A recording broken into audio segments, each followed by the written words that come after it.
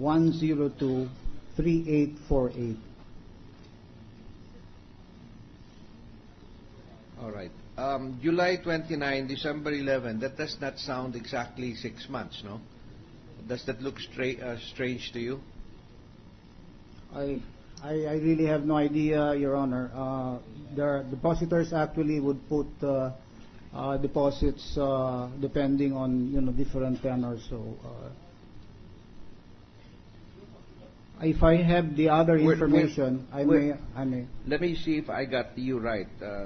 July 29, 2011 was June 29, Your Honor. June 29, 2011. And so December. It was closed in December 12, Your Honor. Yes. He does not know the tenor. But June 29 to December 12 is not 6 months, no? No, Your Honor. Not exactly 6 months. But the coincidence here was that the impeachment was filed on a few days after December 12.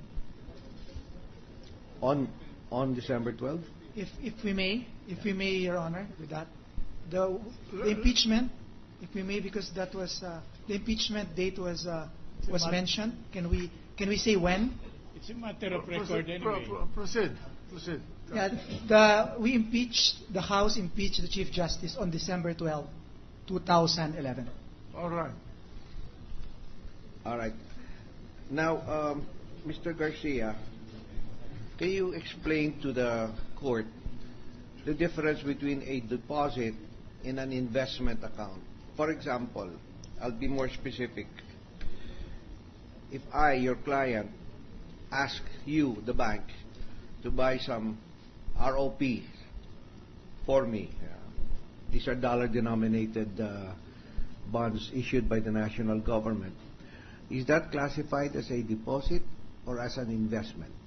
Well, first of all, Your Honor, we do not provide that service to our clients. We refer them to our parent bank, Metro Bank. The PS Bank does not engage in that kind of activity. But would you know? I mean, being a banker yourself.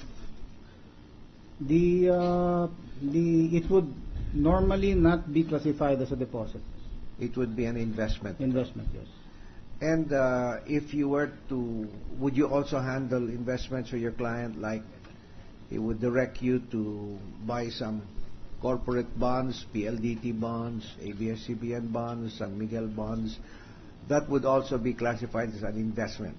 That would, I know, be classified as an investment, but the bank per se does not really provide that service because we have. You mean parent PS Bank per se? PS Bank. We just prefer their. But you will be the next president of Metro Bank, so.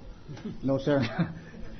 I have written to my superiors, and I have told them that on the basis of that news report, I already specifically said that if ever it is offered, I will decline it, because I do not want my people to feel they're being abandoned during this time. And secondly, I do not want the sincerity of our interest to protect our employees and depositors and the entire banking industry to be misinterpreted.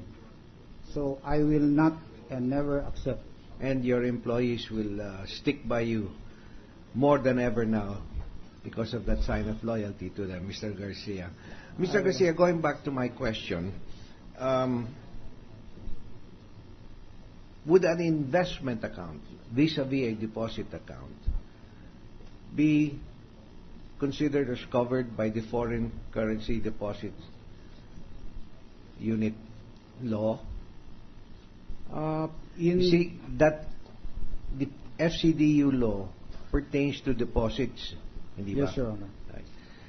You just said that any managed account that is invested, say, in ROPs, in Philippine bonds in denominated in US dollars, or other types of foreign instruments denominated in foreign currency, would then not be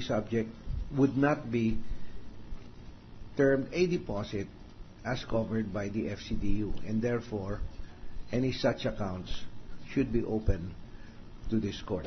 I cannot right now categorically state, Your Honor, but if I can draw I draw from the peso side. The investment in government bonds is classified as deposits for the peso, so perhaps likewise the inference to the dollars would similarly be the same. So I am not absolutely certain about that. All right. Mr. President, at this time I'd like to give way to Senator Judge Trilon, who signified his intention to propound. Senator Judge Jingoy Estrada. Just before you, I recognize Senator Estrada, I would just like to find out from the bank, president of PS Bank, why you require the transfer of all the records of this depositor in your bank, who is the subject of an impeachment,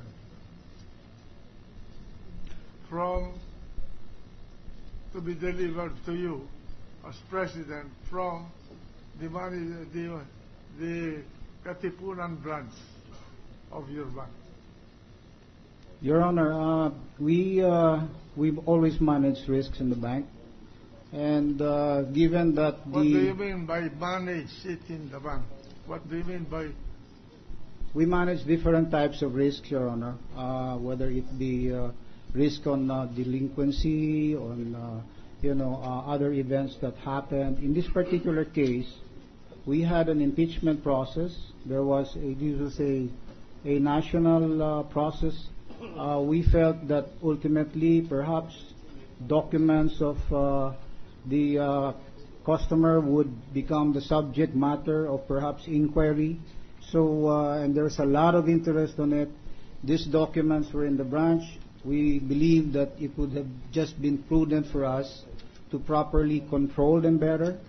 And so we took possession of these documents. I instructed even senior officers to take possession of it from the branch, and we stored it in head office. We put it under even more tighter control, where even senior officers are the ones who have control over these documents, Your Honor, because we felt that ultimately we may have to, in some form or another, be responding to the impeachment court. So we always want to make sure that what we provide to the court would be the accurate, honest, everything, and that these documents cannot be accessed by anyone else, altered or anything. You did this motu proprio without any influence or inducement from outside parties? Absolutely not, Your Honor. We did it as a prudent measure to make sure that these documents are even tightly controlled, just so that we have them and they're properly secured. All right, the gentleman from San Juan, the President pro tempore, has the floor. Thank you, Mr. President. I would like to bring to the attention of the manager account number 089-210593. I think this is included in the original subpoena.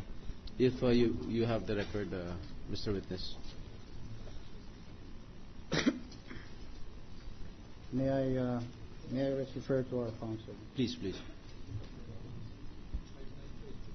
93.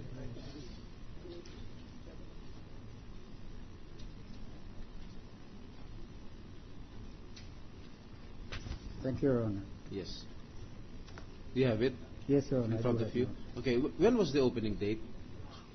The opening date on account 593 was December 22, 2009. 2009. Is this a peso time deposit? Yes, Your Honor. All right. What was the length of the time deposit, if you may know?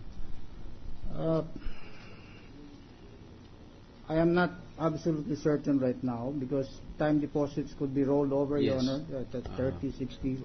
All right. What I'm certain of is the closing date. Okay. What was the closing date?